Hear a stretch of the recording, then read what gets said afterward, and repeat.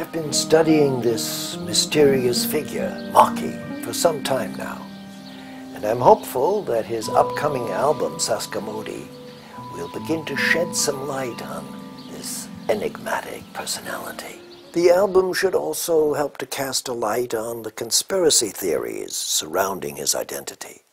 Domenico Mocky Gino, D.O.M., Navy Brown, Marionetti, J.D. Slazenger, Grandma Saloli, the Mariachi Battle of the Bands, 1979, with the Koto Drummers of Japan, or the most mysterious of all, Musical Truth.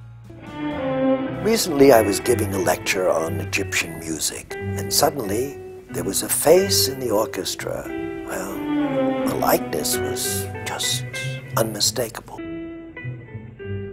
It's true that if you ask where Mocky comes from and when Mocky comes from, it's kind of hard to pin down. The music on Saskamodie, stylistically, is also hard to pin down. Is it jazz? Maybe jazz in its original form, when jazz was about the pop song. It was about composition. So how does Mocky summon up the spirit of people like Duke Ellington or Gil Evans or Charles Mingus? I don't know. I don't know if it's scientifically possible that he was somehow connected to them or could learn from them.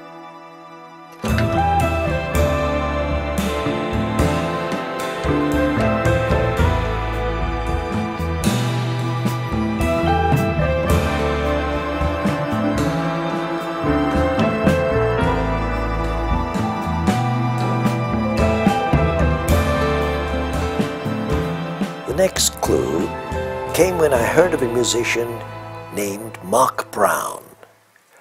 He took part in a legendary drum battle, 1968, with Art Blakey and Elvin Jones. Again, a striking resemblance to Mocky.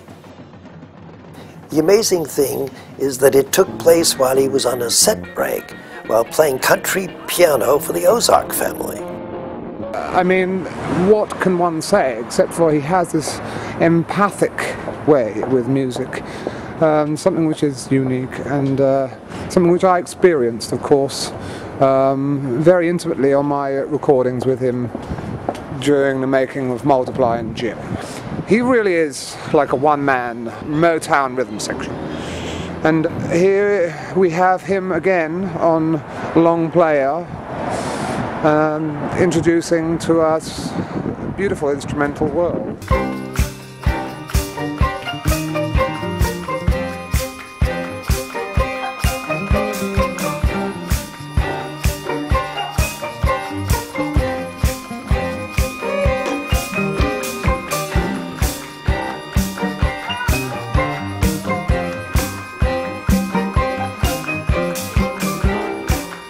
In his new album, there's no trace of the rap vocals he became famous for, so why the big change? I can't really speak on rap per se, but I can say that there is something in Mocky's singing voice and his voice that is really unique to him. I feel like no matter what age he would have lived in, no matter what era or genre, he would have found a way in that time to be completely himself, and it's really easy for me to picture him as, you know, the crooner in the 50s and the activist troubadour in the 60s and in the 70s, you know, finding some way to bring that incomparable thing that is so true to him.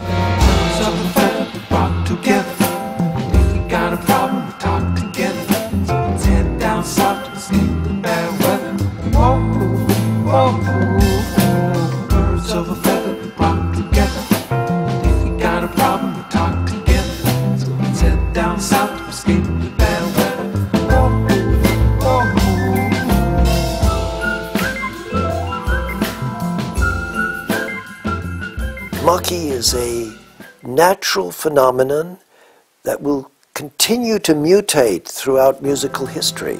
A musical chameleon. There's something that has been achieved with this album where all the elements kind of loosely hang on each other. There is a pulse or a rhythm, but it kind of isn't strict, but yet it's still there. And the melodies as well, they kind of have a form, but at the same time they're kind of floating. The reason why Saskamodie, I think, is great is the fact that it's just a natural progression in a lot of Mocky's music.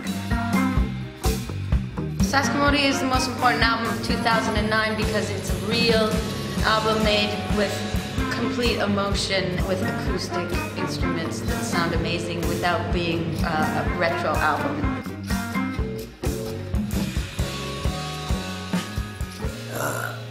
Mocky. Omen est nomen. Yes, indeed.